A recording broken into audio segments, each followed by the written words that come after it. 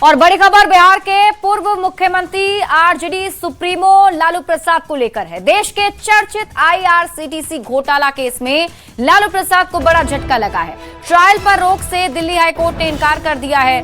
IRCTC घोटाला में trial पर रोक से दिल्ली उच्च न्यायालय ने इनकार किया है।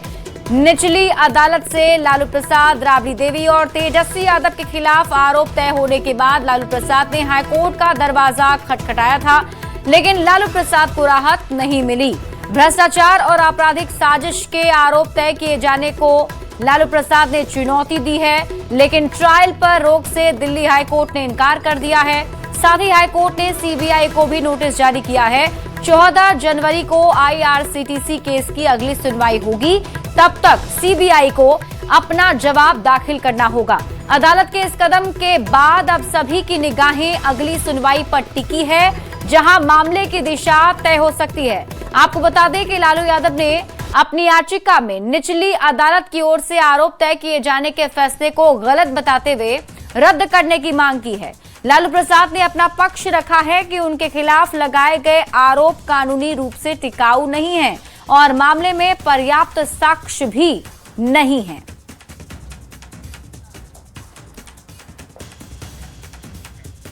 बिहार की राजनीति में तेजस्वी यादव को लेकर सियासी घमासान तेज हो गया है। बीजेपी और जेडीयू ने आरोप लगाया कि तेजस्वी यादव को न अपने माता पिता की चिंता है और न ही बिहार की जनता की। वहीं कांग्रेस ने भी तेजस्वी को राहुल गांधी से सीख लेने की सलाह दी है।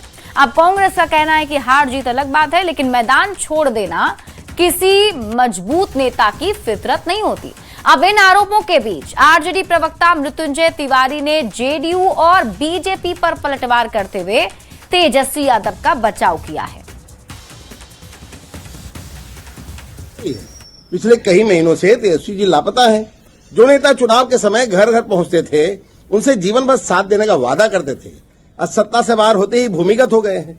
बिहार को ऐसे नेता नहीं, जिम्मेदार जनप्रतिनिधि चाहिए। भाई तेजस्वी जी को जनता की याद केवल चुनाव के समय याद आती है, परिणाम के बाद कोई मतलब नहीं है। लापता है, बिहार ही नहीं देश से लापता है। पिताजी की राजनीतिक और आर्थिक विरासत चाहिए, लेकिन पिताजी आंख का ऑपरेशन कराए तो देखने तक नहीं गए। देखिए, तेजस्वी यादव जी नेता प्रतिपक्ष हैं, लिहाजा उन्हें राजनीति की महती भूमिका निभानी चाहिए। उन्हें जनता के सुख दुख में भागीदार बनना चाहिए और जिस प्रकार से राहुल गांधी जी घर परिवार के साथ जनता के सुख दुख में भागीदार बनते हैं, लिहाजा मान्यवर तेजस्वी यादव जी को भी राहुल गांधी से सीख लेनी चाहिए। जो लोग तेजस्वी यादव जी पर सवाल खड़े कर रहे हैं, वो अपनी सरकार बचाएं, सरकार की चिंता करें, पार्टी की चिंता करें। तेजस्वी यादव जी की चिंता जनता कर रही है। इस बीच रुक कर लेते हैं बड़ी खबर की ओर। भागलपुर से बड़ी खबर मिल रही है। विजय सिन्हा के तल्ख तेवर देखने को मिल रहे हैं। जमीन विवाद पर उन्होंने सख्ती दिखाई, विभाग में भ्रष्टाचार पर भी सख्ती दिखाई है। द्रव्य दबाव और दलाली नहीं चलेगी। विजय सिन्हा ने कहा कि इस संस्कृति को खत्म करेंगे, भ्रष्टाचार को बढ़ाने वालों की अब खैर नहीं। और इसके साथ ही जन संवाद कार्यक्रम में विजय सिन्हा ने सख्ती दिखाई है। सही काम में कलम नहीं काटना चाहिए, उन्होंने कहा। और साथ ही कहा कि गलत करने वालों को छोड़ना नहीं है। कोई दबाव बनाए तो हमसे संपर्क करें। अधिकारी कर्मचारी को भी ताकत दी है। दबाव और दलाली की संस्कृति खत्म करेंगे, ये संकल्प है हमारा कि जो इस विभाग के अंदर द्रव्य दबाव और दलाली की संस्कृति को पोषित करेगा, उनकी खैर नहीं होगी। हम आग्रह करेंगे सभी डीसीएलआर अंचलाधिकारियों से, हम कहना चाहेंगे सबसे रस्मों राह रखिए, सबसे रस्मों राह रखिए, दिल में बुलंदियों की चाह रखिए, भटक न जाए जमाने को देखकर, इसलिए अपने पर निगाह रखिए, कोई आपके नाम का दुरुपयोग न कर सके। हमारे पदाधिकारी कर्मचारी के नाम का, यहाँ तक कि हमारा नाम या हमारे प्रधान सचिव सचिव का नाम कोई लेकर दबाव बनाता है, इमीडिएट अपने कर्मचारी पदाधिकारी को कहेंगे आप हमसे संपर्क करिए। जनून काम में कलम कांपना नहीं चाहिए और गलत काम को छोड़ना नहीं। आपको हमने ताकत दिया है अपने कर्मचारी और पदाधिकारी को कि उस पर FIR कर करके जेल के शिकंजे के अंदर बंद करने का वातावरण तैयार करेंगे। भागलपुर में जन कल्याण संवाद में उस वक्त माहौल पूरी तरह बदल गया जब एक पूर्व सैनिक परिवार अपनी पीड़ा लेकर सीधे भूमि सुधार एवं राजस्व मंत्री विजय सिन्हा के सामने खड़ा हो गया। हजारों लोगों की मौजूदगी में 20-25 साल पुराने जमीन विवाद की दास्तान सुनते ही परिसर भावुक हो उठा। खरीक प्रखंड के उस्मानपुर वार्ड नंबर 1 निवासी पूर्व सैनिक बिंदेश्वरी मंडल ने बताया कि वर्ष 2008 में नाना के निधन के बाद उनकी 3.5 डिसमिल आवासीय जमीन पर दबंगों ने जबरन कब्जा कर लिया। आरोप है कि म्यूटेशन कराने पर जान से मारने की धमकी दी गई। मामले को गंभीरता से लेते हुए उप मुख्यमंत्री विजय कुमार सिन्हा ने सीओ को मंच से कड़ी फटकार लगा दी और DCLR को 15 दिनों के भीतर विवाद का निपटारा करने का सख्त निर्देश दिया। उन्होंने दो टूक कहा, पीड़ित को हर हाल में न्याय मिलेगा। देना चाहते हैं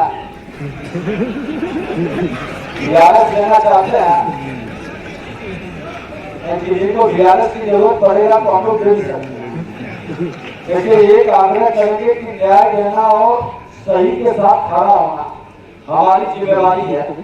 कानून की पंक्तियां की व्याख्या अपने अनुसार करना और उससे अन्याय हो रहा है, ये मेरा धर्म कतई होना चाहिए। ये समझे हमारी बात। साहब को कहा गया कि आपका जो है सीओ को कि मैंने ये जो है मैंने हाँ यहाँ से जो है इनको सक्षम न्यायालय भेजा गया है डिसलार साहब के यहाँ। डिसलार साहब इसको जो है 15 दिन के अंदर इनको निपटारा कर देंगे। ये अपराधी लोग जो है इसको जोर जबरदस्ती अपराधी को एक्स आर्मी माननीय मुख्यमंत्री विजय कुमार सिन्हा जी ने सीओ और DCLR साहब को आदेश दिए हैं कि इनका 15 दिन के अंदर इसका मामला का निपटारा हो जाना चाहिए। क्या मामला है? मामला सर हमारे मेरी माँ के नाम से जो जमीन है, मेरे नाना जी का जो खतियानी हकीसे का जमीन है सर, उस पे वो जबरदस्ती अतिक्रमण करके रखा है सर। हमारे नाना जी के भाई के लड़का सर, वो लोग 5 बेटा है उनका, 5 को 10 लड़का है सर, 10 क्रिमिनल है उसमें, जिसमें कि 2 शूटर का काम करता है। पटना में सुशील मोदी की जयंती पर राजकीय समारोह का आयोजन हुआ। सुशील मोदी स्मृति पार्क में पहले सुशील मोदी को श्रद्धांजलि दी गई। सीएम नीतीश कुमार ने सुशील मोदी की आदमकद प्रतिमा का अनावरण भी किया, जिसके बाद श्री कृष्ण मेमोरियल हॉल में श्रद्धांजलि सभा का आयोजन किया गया, जिसमें सीएम नीतीश कुमार भी पहुंचे थे। कार्यक्रम की शुरुआत करने के बाद सीएम वहां से रवाना हो गए थे। वहीं कार्यक्रम में उप मुख्यमंत्री सम्राट चौधरी, मंत्री विजय चौधरी, सांसद रविशंकर प्रसाद सहित कई नेता मौजूद रहे। सुशील मोदी की पत्नी जेसी जॉर्ज मोदी भी कार्यक्रम में शामिल रहीं।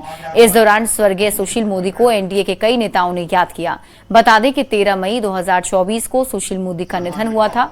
सुशील मोदी जेपी आंदोलन की उपज माने जाते थे। उनकी छात्र राजनीति की शुरुआत साल 1971 में हुई। कुमार जी को फिर से धन्यवाद देता हूं कि आदरणीय सुशील जी के जो दिखाए रास्ते हैं, आपने स्मारक के तौर पर मूर्ति लगाया, राजकीय सम्मान किया, लेकिन हम लोगों के लिए सबसे महत्वपूर्ण है उन्होंने जो सपना देखा इस बिहार के लिए, उस सपने को साकार करना है। इतना ही मैं कहूंगा, तमाम भारतीय जनता पार्टी और उनसे जुड़े हुए साथियों से यही संकल्प लेते हुए जाइए कि सुशील मोदी जी, आदरणीय प्रधानमंत्री नरेंद्र मोदी जी और हमारे भाई जो आज कार्यकारी अध्यक्ष बने हैं, आगे चलकर पार्टी के नेता होंगे। आदरणीय नितिन नवीन जी का जो रास्ता होगा उसको बिहार में स्थापित करने का काम करना है। बहुत बहुत धन्यवाद। सुशील मोदी की जयंती पर बीजेपी के राष्ट्रीय कार्यकारी अध्यक्ष नितिन नवीन ने भी श्रद्धांजलि दी है और वीडियो जारी कर उन्हें नमन किया है। वीडियो में नितिन नवीन ने सुशील मोदी के साथ बिताए गए पलों को भी याद किया। आज उनके जयंती के अवसर पर विनम्र श्रद्धांजलि अर्पित करता हूं। छात्र आंदोलन से अपनी राजनीति की शुरुआत करने वाले, जेपी आंदोलन में अपना अग्रिम भूमिका निभाने वाले सुशील कुमार मोदी जी ने हमेशा राजनीति में पारदर्शिता के साथ संघर्ष करते हुए अपना मुकाम बनाया, अपना स्थान बनाना। हम सभी कार्यकर्ताओं से आग्रह करेंगे कि आप सभी भी अपने नेतृत्वकर्ता के इस आदर्श जीवन शैली का जरूर स्मरण करें, उनको अपने अंदर अनुप्रेरित। पूर्व डिप्टी सीएम सुशील मोदी की जयंती पर भागलपुर में विजय सिन्हा ने भी उन्हें याद किया। चैंबर ऑफ कॉमर्स के सभागार में विजय सिन्हा ने सुशील मोदी की तस्वीर पर फूल माला चढ़ाकर श्रद्धांजलि दी और बिहार की राजनीति में उनके योगदान को याद किया। उनके कर्मभूमि पर आकर करके उनसे जुड़े लोगों के साथ जिस व्यापार जगत को उन्होंने एक बड़ा आधार दिया, व्यापार जगत के व्यापार में सरलीकरण का जीएसटी के चेयरमैन के रूप में जो देश और बिहार को एक माहौल और एक परिवर्तन का संदेश दिया, हम उनके चरणों में श्रद्धा सुमन अर्पित किए हैं। और सुशील मोदी जी आज भी याद किए जा रहे हैं, क्योंकि उनके ऐसे कर्म पारदर्शिता के साथ वेदाग राजनीति और निर्भीकता जंगल राज से मुक्ति दिलाने में अहम भूमिका रहा। हम उनको नमन करते हैं। पीएचईडी विभाग ने नल जल योजना में गड़बड़ी को लेकर सख्ती दिखाई है। विभागीय मंत्री संजय सिंह ने बताया कि पिछले महीने समीक्षा बैठक के दौरान जिन अधिकारियों और कर्मियों के काम में गड़बड़ी पाई गई थी, उनका वेतन रोक दिया गया था और अब एक बार फिर बैठक की जाएगी और जिनके कार्यों में अनियमितता मिलेगी उन्हें निलंबित भी किया जाएगा। बैठक किया था, वो मुजफ्फरपुर जोन का बैठक किया था और उसी बैठक में हमने 40 लोगों का वेतन रोका था, चूंकि वो लोग अपने काम में लापरवाही बरत रहे थे और उन पदाधिकारियों को हमने 1 महीने का समय दिया था, जो कि 1 महीना 9 तारीख को पूरा हो जाएगा। 1 महीने के इस जो समय में हमने उनसे कहा था कि जितने भी हमारे जीआरसी के पोर्टल पर जितने भी दिख रहे हैं, जितने भी कंप्लेन है पूरे बिहार में, उत्तर बिहार से, उसको आप लोग खत्म करने का काम करें और उस जोन के बैठक में जितने भी लापरवाही पाए गए थे और जिन लोगों का वेतन रोका गया था और 4 लोगों को जो सस्पेंड किया गया था, उस सभी पर डिसीजन होना है। पटना से बड़ी खबर मिल रही है, जहां लाइब्रेरियन बहाली को लेकर अभ्यर्थी कड़ाके की ठंड में राजधानी की सड़कों पर उतरकर प्रदर्शन कर रहे हैं। लाइब्रेरियन बहाली पात्रता परीक्षा आवेदन प्रक्रिया शुरू करने और परीक्षा के तिथि की घोषणा करने की मांग की जा रही है। बिहार बोर्ड के सामने ही प्रदर्शन किया जा रहा है। सहित कई मुद्दों को लेकर ट्रेंड लाइब्रेरियन आज राजधानी में प्रदर्शन कर रहे हैं। बिहार बोर्ड में प्रदर्शन करने के लिए पहुंचे हैं।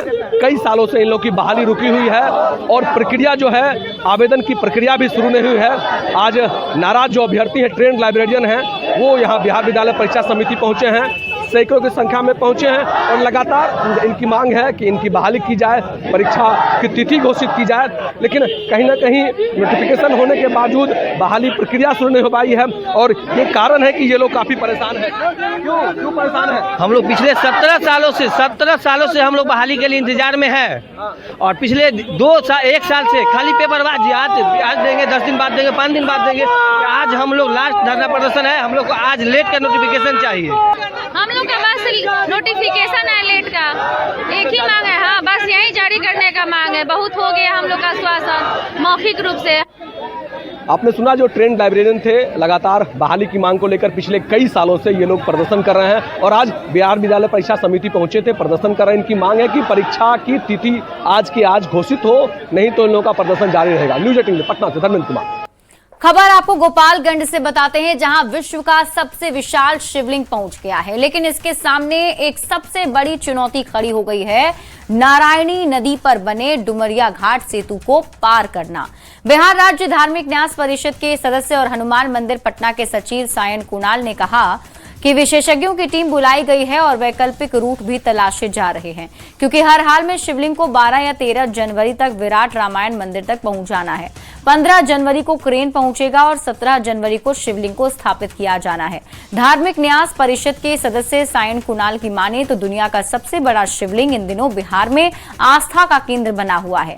करीब 210 टन मीट्रिक टन वजनी ये विशाल शिवलिंग पूर्वी चंपारण स्थित विराट रामायण मंदिर में 17 जनवरी को स्थापित होगा और फिर प्राण प्रतिष्ठा होगी। में लोग हैं और जनप्रतिनिधिगण भी हैं, जितने लोग यहाँ के हैं सब लोग चलेंगे स्वागत करने के लिए। लेकिन एक पेंच आ जा रही है, एक चुनौती भी बताई जा रही है कि यहाँ पर नारायणी नदी है जो गंडक नदी है, इसका डुमरिया घाट पुल और वैकल्पिक व्यवस्था भी हम लोगों ने देखी है और टीम के द्वारा सर्वे भी किया जा रहा है। किसी भी हाल में 12-13 तारीख तक वहाँ पर शिवलिंग पहुँच जाएगा, उसके बाद क्रेन 15 तारीख तक पहुँच जाएगा और 17 को वहां पर स्थापित कर दिया जाएगा शिवलिंग। दुनिया का सबसे बड़ा शिवलिंग इस वक्त यूपी बिहार के बॉर्डर से गोपालगंज से होकर पूर्वी चंपारण यानी कि विराट रामायण मंदिर की ओर रवाना हो रहा है। और इस रवानगी के मौके पर गोपालगंज के डीएम पवन कुमार सिन्हा, पुलिस अधीक्षक अवधेश दीक्षित के अलावा जिला प्रशासन के तमाम अधिकारी भी मौजूद है। क्योंकि विधि व्यवस्था को लेकर तमाम अधिकारी इस वक्त मौके पर मौजूद है और लगातार ये जायजा ले रहे हैं कि शिवलिंग को सुरक्षित कैसे विराट रामायण मंदिर यानी कि पूर्वी चंपारण तक पहुंचाया जाए। कल हम लोग इस पर आए थे और अप्रॉक्सीमेट स्पीड जो इसकी है वो 15 से 20 किलोमीटर पर आवर की है। क्योंकि टेक्निकल एस्पेक्ट को हमने एनएचआई के पीडी से प्रोजेक्ट डायरेक्टर से बात किया था। उनका कहना है कि ये बड़े आसानी से पार करेगा, बेकार में जो संशय है वो संशय अपनी जगह पर है। तो हम लोगों ने सिर्फ व्यवस्था ये की है कि जब ये शिवलिंग पार करेगा उस समय पुल पर कोई और ट्रैफिक नहीं हो, पुल से होकर गुजरती है उन्हें रोक दिया जाएगा पूरी तरह से। और जब तक शिवलिंग पार न करे तब तक ट्रैफिक को चालू नहीं किया जाएगा। गोपालगंज के डीएम के अलावा एसपी भी वहां मौजूद रहेंगे। गोविंद कुमार, न्यूज 18 गोपालगंज। दुनिया के सबसे बड़े शिवलिंग को लेकर गोपालगंज से बड़ा अपडेट आया है। नारायणी नदी के डुमरिया घाट सेतु से ही शिवलिंग होकर पूर्वी चंपारण ले जाया जाएगा।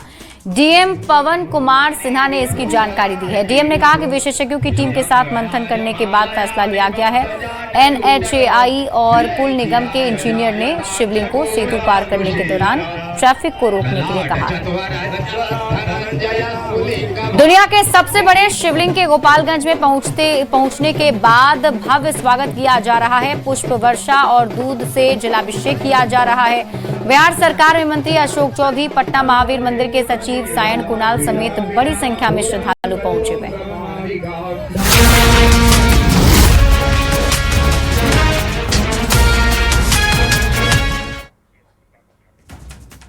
खबर आपको मधेपुरा से बताते हैं। रास्ते के पुराने विवाद में महिला की गोली मारकर हत्या कर दी गई। घटना सदर थाना क्षेत्र के वार्ड संख्या 2 स्थित कौशल्या नगर की है। गोली लगने के बाद महिला को अस्पताल में भर्ती कराया गया, लेकिन इलाज के दौरान उसकी मौत हो गई है। फिलहाल आरोपियों की गिरफ्तारी के लिए छापेमारी की जा रही है। लड़की साहू लोग को कुछ भी बोल देता तो किसी को तो गुस्सा उठवे करेगा। उसने प्रशासन को फोन भी किया, 112 आया, फोटो तो खींच ले, वो तो भाग गया था। तो बोला ठीक है, बस नया साल 1-2 दिन तो हुआ ना। आज उसका पिताजी आए, उसके पिताजी को वही बोले। इस साइड में रूम में खड़ा थी, हम भी थे। उधर से एक गोली आंगन में फायरिंग किया, दूसरा गोली दरवाजे पे किया, दरवाजा के अंदर से लग के। 40 साल की महिला है, उनको गोली लगी, उनकी मृत्यु हो गई। उसमें जो नामजद लोग किए हैं, फिर पुलिस छापामारी कर रही जल्दी। हाल के दिनों में रेल पुलिस की कार्यशैली पर कई सवाल उठे, जिसमें एक गयाजी रेलवे जंक्शन पर जीआरपी जवान पर सोना और कैश छिपाने का आरोप लगा, तो दूसरी पटना जंक्शन पर 20 लाख की लूट की घटना सामने आई। इसके बाद पटना जंक्शन पर तैनात जीआरपी के जवान और पदाधिकारियों को बॉडी वॉर्न कैमरे से लैस कर दिया गया है, ताकि स्टेशन की हर गतिविधि के साथ साथ पुलिसकर्मियों की एक्टिविटी भी इस बॉडी वॉर्न कैमरा में कैद होती रहे।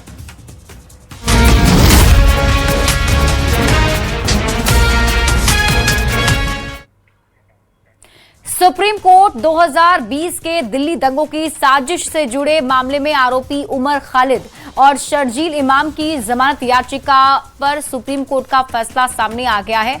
न्यायमूर्ति अरविंद कुमार और न्यायमूर्ति एनवी अंजारिया की पीठ ने उमर खालिद, शर्जील इमाम को जमानत नहीं दी है। अन्य 5 आरोपियों को अदालत से जमानत मिल गई है। सुप्रीम कोर्ट ने 2020 के दिल्ली दंगों में कथित भूमिका के लिए यूएपीए के तहत आरोपी बनाए गए उमर खालिद और शर्जील इमाम को जमानत देने से इनकार कर दिया है। सुप्रीम कोर्ट ने उमर और शर्जील को इस मामले में 1 साल तक जमानत याचिका दाखिल करने से भी रोक दिया है। साथ ही शीर्ष अदालत ने दिल्ली पुलिस को 1 साल के अंदर सभी गवाहों के बयान दर्ज करने के निर्देश दिए हैं।